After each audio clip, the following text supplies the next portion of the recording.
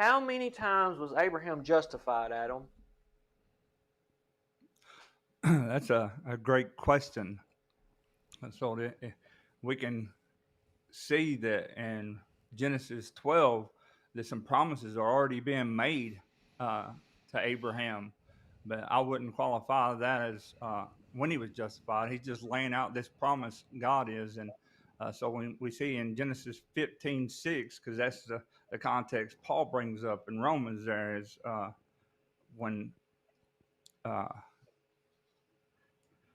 Abraham's faith vindicated or justified before God, and because God is the one that granted him faith so that he could be justified. And I know y'all's going to try to forgive me. I don't mean to say y'all. You are going to try to say in Genesis 22 where he's been vindicated before man by offering up his son Isaac, and we can qualify that because in Genesis 22:1, I believe that the two men there that are his servants, he qualifies that me and my son are going to go up to do this. That what we're going to do, but we will return. Me and my son will return to you. So, and we see that being vindicated before man there in their faith, and as all scripture is read for the edification of God's children.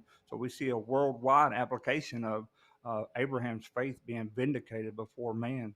So I'm so grateful that, as Paul says in Romans 4, says that he was credited not for his sake, but for our sakes, that we see that Abraham was credited as righteous by faith.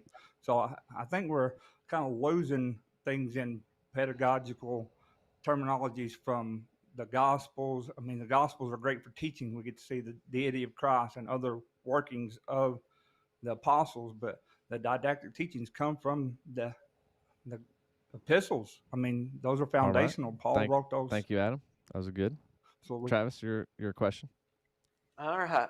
Again, for the viewers, he didn't answer it. He couldn't even give a number on how many times was Abraham justified. I got it on the screen. I'm so glad I had another camera where you guys could see this stuff. In Genesis 12:1 through 3, he obeyed by faith. It wasn't a dead faith, and I'm not teaching a works-based system. It's a faith which works by love. And Genesis 15:6, he knows that one. They all know that one. Because if you actually read Genesis 15:6, God didn't even give him a command there to obey, but it would be like a Christian today. If God tells me he answers my prayers and I believe him, well, he didn't give me a command in that example there. And then he was circumcised in Genesis 17, but he was also justified in James 2:21. My question is,